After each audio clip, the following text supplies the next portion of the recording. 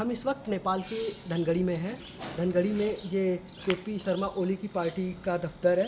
Nepal communist party जो प्रदर्शनकारी थे वो सबसे पहले इसी पार्टी के दफ्तर में पहुँचे और यहीं से तोड़फोड़ शुरू की और आग लगा दी पूरे दफ्तर में। ये देखिए यहाँ पे जो लिखा हुआ था नेपाल कम्युनिस्ट पार्टी एमाले, उस पर कालिख पोत दी और फिर उसके बाद जो प्रदर्शनकारी थे, जो जनजी युवा थे, वो पूरे धनगढ़ी में तोड़फोड़ कर प्रदर्शन करते रहे और वो उसको अपने हक की लड़ाई बता रहे थे। हमारे साथ एक प्रत्यक्षदर्शी हैं जो इस पूरी घटना को जिन्होंने अपनी आंखों से देखा।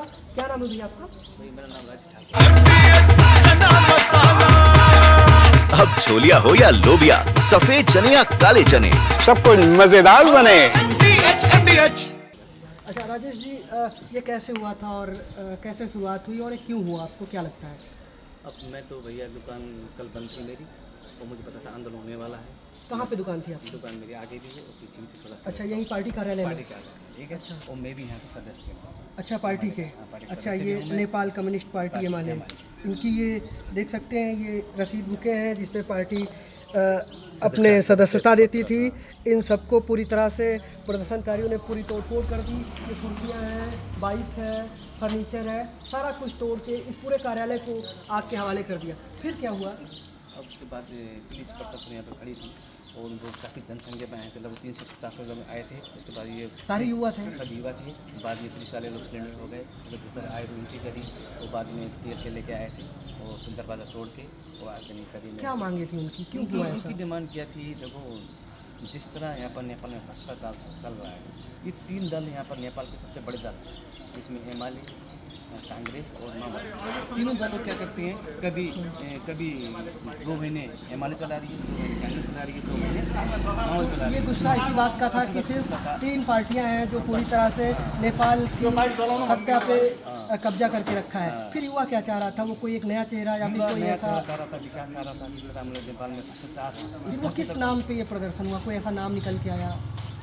नई जनरेशन आना चाहिए। ये पुराने कौन है नई जनरेशन? नई जनरेशन हमारे से बालेन साहब बालेन साहब आना चाहिए। अब तीनों जो बूढ़े जो हमारे 3 दल के नेता वगैरह हैं, वही चला रहे थे घूम फिर के। वो भ्रष्टाचारी ज़्यादा हो रही थी, उनके लड़के के पास प्रॉपर्टी ज़्यादा होने लगी थी और हम लोग को यहाँ पर शोषित करा जा रहा था। मतलब इनका कहना था कि जब तक ये 3 पार्टियां राज करेंगी तो रोजगार और विकास नहीं होगा।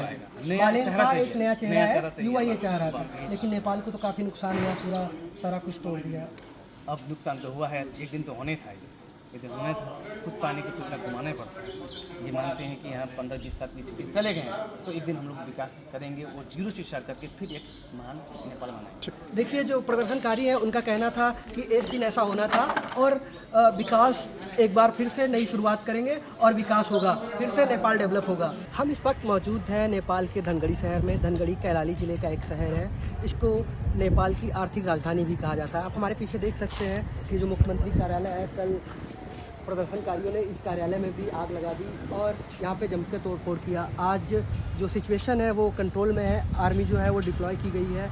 आप देख सकते हैं कि किस तरह से गाड़ियों को जलाया गया। यहाँ पे पूरे मुख्यमंत्री आवास में तोड़फोड़ की गई, यहाँ पे जो रजिस्ट्रार ऑफिस था वहाँ तोड़फोड़ की गई और जो भंसार कार्यालय, जो कस्टम ऑफिस था धनगढ़ी का, वहाँ पे भी जमकर प्रदर्शनकारियों ने तोड़फोड़ की। लेकिन जो आज सिचुएशन है वो एज लाइक कर्फ्यू है और अभी यहाँ पे कुछ ही लोग बाहर निकल रहे हैं, बाकी कर्फ्यू जैसी स्थिति है। धर्मेंद्र राजपूत, नेपाल के धनगढ़ी से, TV9 भारतवर्ष के लिए। दादी के हाथों का जादू और खुशबू से महकता घर, माँ की मुस्कुराहट और खाने की सुगंध, MDH गरम मसाला, क्योंकि हर रिश्ता है स्वाद से जुड़ा।